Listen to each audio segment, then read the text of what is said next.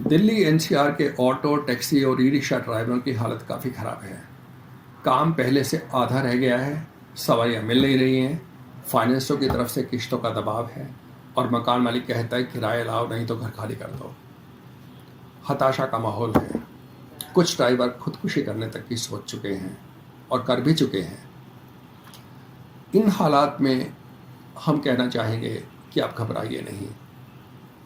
आज की और आने वाले समय की तैयारी करें, क्योंकि आने वाला समय और ख़राब हो सकता है। कोरोना और बिगड़ सकता है, आपकी आमदनी और घट सकती है। लेकिन फिर वही बात, घबराइए नहीं, तैयारी करें। कैसे? हमें पहले ये तो बात समझ लेनी पड़ेगी कि सवारी की भी हालत ख़राब है, पतली है। पहले जो सवारी 200 रुपये दे देती थी, आज शायद वो उस हालत में नहीं है कि 200 रुपये खर्च करके यहाँ से वहाँ जा सके।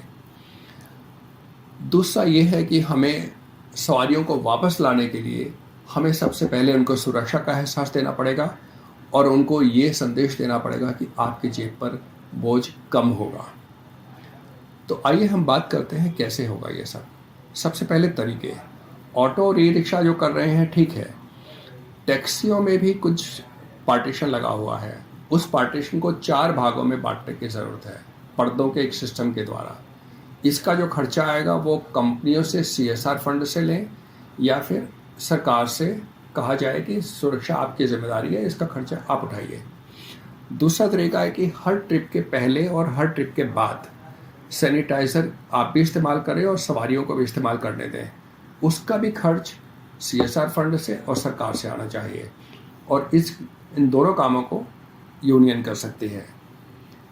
और कुछ चीज़ें हैं, ऑटो, टैक्सी और ई रिक्शा की जो सवारियां पहले से वो तो हैं ही, उसके अलावा आप बसों और मेट्रो की सवारियों को टारगेट करिए, क्योंकि ये भीड़ भाड़, यहाँ पे भीड़ होती है और कोई भीड़ में फंसना नहीं चाहता।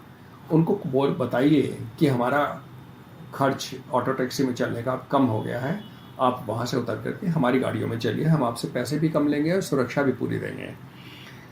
दूसरा, लोकल डिलीवरी।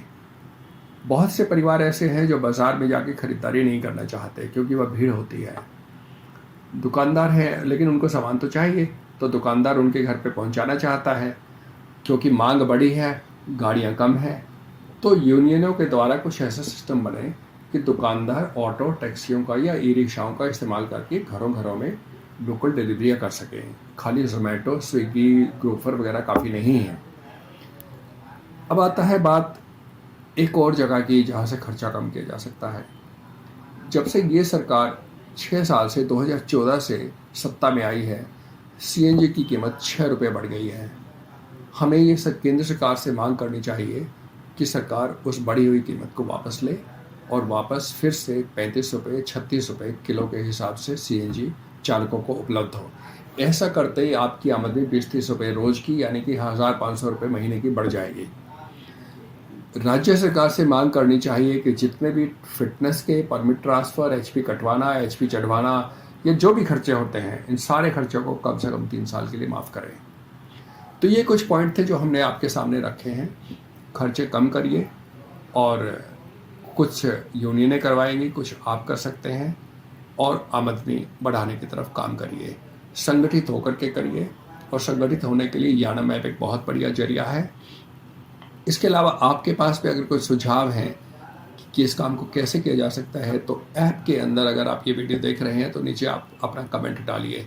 हम उन कमेंट को इस्तेमाल करके यूनियन तक पहुंच जाएंगे और सब लोगों को कहेंगे कि ये एक ऐसी लड़ाई है जब आप मिलकर के लड़ेंगे तो आप जीत सकते हैं, अकेले अकेले कोई नहीं जीत सकता। धन्यवाद, नमस्कार।